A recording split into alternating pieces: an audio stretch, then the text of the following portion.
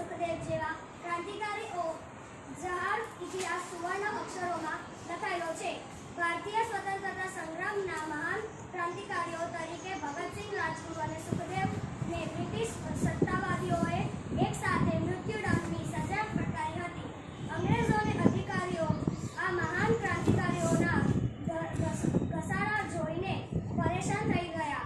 તેથી બ્રિટિશ સત્તાવાદીઓએ આ ત્રણેયને એક જ સમયે સજા આપીને ભારતીય સ્વતંત્રતા સંગ્રામને સમાપ્ત કરવાનો પ્રયાસ કર્યો. પરંતુ આ ત્રણેયના બલિદાનને કારણે ભારતીય યુવાનો વધુ કડવારામાંથી બહાર આવ્યા હતા. 28 ડિસેમ્બર 1928ના રોજ ભગતસિંહ, સુખદેવ અને રાજગુરુ રાષ્ટ્રીયવાદી નેતા લાલા રાજપત રાયના મૃત્યુનો બદલો લેવા માટે એક યોજના બનાવી. તેમણે લાહોર પોલીસ ઓફિસર જેમ્સ સ્કોટને ગોળી મારવાની યોજના બનાવી હતી, પરંતુ ભૂલથી તેમણે સોન્ડર્સને ગોળી મારી દીધી, જે બાદમાં ધરપકડથી બચવા ત્રણેય કલકત્તા ભાગી ગયા હતા. અંગ્રેજોએ બ્રિટિશ શાસન સામે બદલો કરવાનો પ્રયાસ કરનારા ગાયકોની શોધમાં તેમની તમામ શક્તિ લગાવી દીધી. બ્રિટિશ બટુકેશ્વર દત્ત સાથે મળીને તેમણે દિલ્હી સેન્ટ્રલ એસેમ્બલી હોલમાં બોમ્બ ફેંક્યો અને ઇન્કલાબ જિંદાબાદના નારા લગાવ્યા.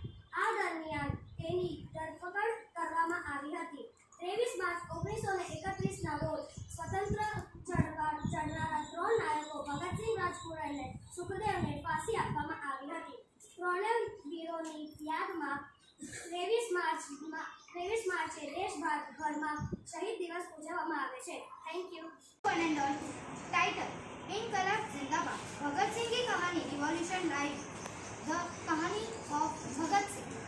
कैरेक्टर्स भगत सिंह, किशनलाल जो भगत सिंह का पिता है, विद्यावती जो भगत सिंह की माँ है, अजीत सिंह जो भगत सिंह के अंकल है, सरदार भगवान सिंह जो भगत सिंह के कमांडर है।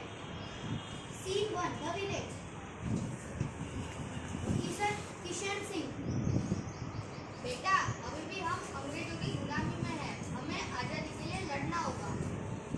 भगत सिंह पिताजी, मैं भी आजादी की लड़ाई में शामिल होना चाहता हूँ। विद्यावती बेटा, यह रास्ता बहुत खतरनाक है. भगत सिंह माँ, डरने की बात नहीं है, हमें अपनी मातृभूमि के लिए कुछ करना होगा। Scene 2 devolution meeting.